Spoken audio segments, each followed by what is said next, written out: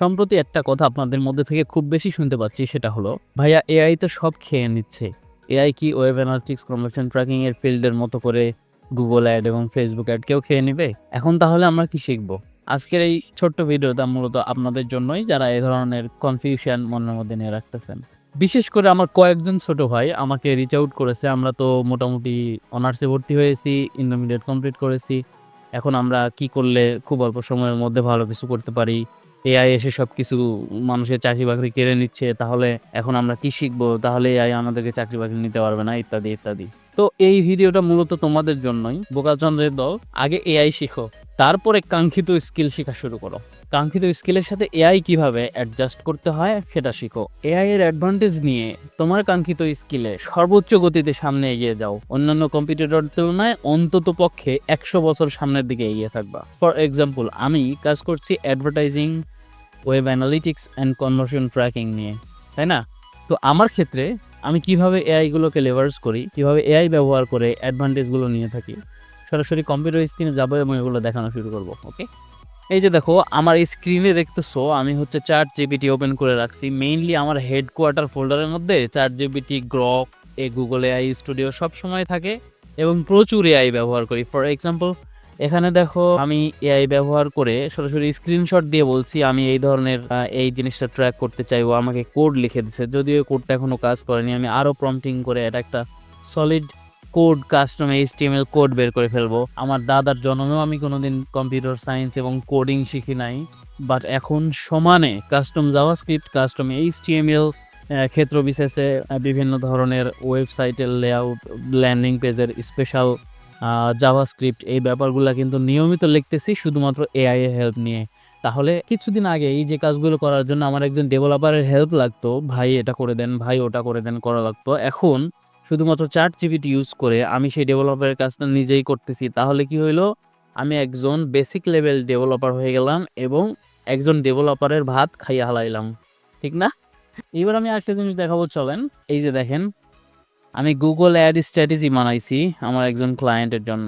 ওই আর কি বেসিক একটা স্ট্রাকচার, যেন আমি ক্লায়েন্টকে একটা সুন্দর ওভারভিউ তৈরি করে বুঝাই দিতে পারি যে আমি এই কাজগুলো করেছি এবং এই কাজগুলো থেকে একটা সুন্দর একটা শিট, যেটা লিখতে আমার অনেক সময় লাগতো, আমি জাস্ট আমার নলেজ থেকে কমান্ড করেছি এবং গ্রক বা চ্যাট জিপিটি আমাকে একটা সুন্দর স্ট্র্যাটেজি তৈরি করে দিয়েছে এবং আমি সেটা ক্লায়েন্টকে সরাসরি পিচ করে খুব সুন্দরভাবে কিন্তু আমার ক্লায়েন্টকে কনভার্ট করে ফেলতে পারি এবং আমার কাজ অটোমেটেড হয়ে গেল, অনেকটা ফাস্ট হয়ে গেল। আমি সহজে একজন ক্লায়েন্টকে কিন্তু কনভিন্স করতে পারবো।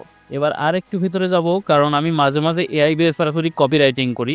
Google ad strategy for law firm, e commerce growth, Google ad campaign, portfolio title, আরও অনেক কিছুই করেছিলাম। এখানে আমি আমার একটা ক্লায়েন্টের জন্য আমি সুন্দরভাবে একটি সাইট লিঙ্ক এক্সটেনশন কিন্তু ব্যবহার করেছি। সাইট লিঙ্ক এক্সটেনশন প্রিপেয়ার করার জন্য আইডিয়া জেনারেট করেছি এবং সেখান থেকে খুব সুন্দরভাবে সাইট লিঙ্ক তৈরি করেছি, হেডলাইন, ডিসক্রিপশন এবং ল্যান্ডিং পেজ নিয়ে। প্রতিনিয়ত বেসিক কপিরাইটিং থেকে শুরু করে সব ধরনের অ্যাডভার্টাইজিং কপিরাইটিং আমি শুধুমাত্র চ্যাট জিপিটি এবং গ্রক দিয়ে করে নিয়ে থাকি। গ্রকটা মূলত হচ্ছে যে এলন মাস্কের এআই, যেটা টুইটারের সাথে অটোমেটিক্যালি থাকে, আলাদাভাবেও আপনি ব্যবহার করতে পারবেন। এটা মূলত গ্রক, আমার অভিজ্ঞতায় গ্রকটা মূলত শর্ট ফর্ম লেখালেখি যেগুলো যেমন আছে, যেমন হেডলাইন, ডিসক্রিপশান, তারপরে স্মল ক্যাপশন, বিশেষ করে গুগল অ্যাডের জন্য, মেটা অ্যাডের জন্য খুবই কার্যকরী একটা ব্যাপার, গ্রক ভালো কাজ করে। এছাড়া চ্যাট জিপিটি আরও অনেক স্পেশাল একটা থিং, এটা দিয়ে আপনি অনেক কিছুই করতে পারতেছেন। যেমন ধরেন, একজন মার্কেটার হিসেবে যেহেতু আমি এইভাবে ব্যবহার করতেছি, তাই আপনাদেরকে আজকে এইগুলাই দেখলাম। আমি আমার প্রয়োজনে কোড লিখে নিই, প্রয়োজনে কপিরাইট করে নিই, প্রয়োজনে রিসার্চ করে নিই, প্রয়োজনে আমি ডেটা দিই, বলি যে এগুলো অ্যারেঞ্জ করে দাও, আবার প্রয়োজনে সুন্দরভাবে একটা ডকুমেন্টেশন তৈরি করে ফেলাই, যে ডকুমেন্টেশন আমি ক্লায়েন্টকে পিচ করতে সহজ হয় এবং আমার ঘন্টার পর ঘন্টা কাজ করতে হতো সেটা অল্প সময়ে হয়ে যাচ্ছে। তো আমি কি করতেছি, এক্সট্রা সময় যে আমার হাতে বেঁচে যাচ্ছে, আমি আরও বেশ কিছু ক্লায়েন্টের সাথে কমিউনিকেশন করতেছি, আরও বেশ কিছু মেসেজের রিপ্লাই দিচ্ছি এবং আরও ক্লায়েন্ট অনবোর্ডিং করতেছি। আলটিমেটলি আমি ওয়ার্ক ইনপুট করার জন্য একটু বেশি এফোর্ট দিচ্ছি এবং আমার টিম মেম্বারদের জন্য একটা নিশ্চিত ফিউচার বিল্ড করার জন্য, আমার যে এসপিপি যে ডিজিটাল কমিউনিটি আছে, আপনারা জানেন আমি আমার কমিউনিটিতে প্রায় মানুষ হায়ার করে থাকি। আপনারাও চাইলে আমার কমিউনিটিতে কাজ করতে পারবেন, তবে তার আগে অবশ্যই নিজেকে একজন এক্সপার্ট হিসেবে গড়ে তুলতে হবে। তো ধন্যবাদ সবাইকে।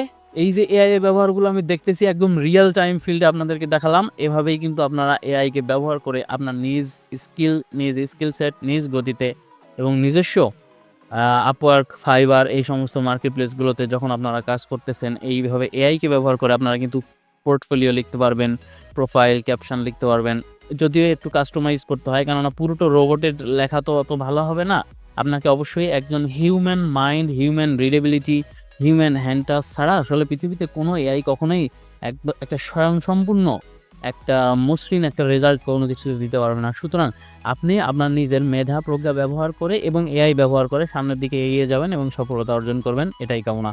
ধন্যবাদ সবাইকে। ভিডিওটা অনেক বেশি বড়ই হয়ে গেল, বেশি বড় ভিডিও বানানো আমি পছন্দ করি না, এই জন্য গল্প, কাহিনী, কাব্য এগুলো পারতপক্ষে অ্যাভয়েড করার চেষ্টা করি। ও শেষ কথা, অবশ্যই যদি কোনো উপকারে লেগে থাকে বা মনে হয় যে আমার কথাগুলো কাজে লাগতেছে, তাহলে লাইক, কমেন্ট, সাবস্ক্রাইব করে সাথে থাকবেন।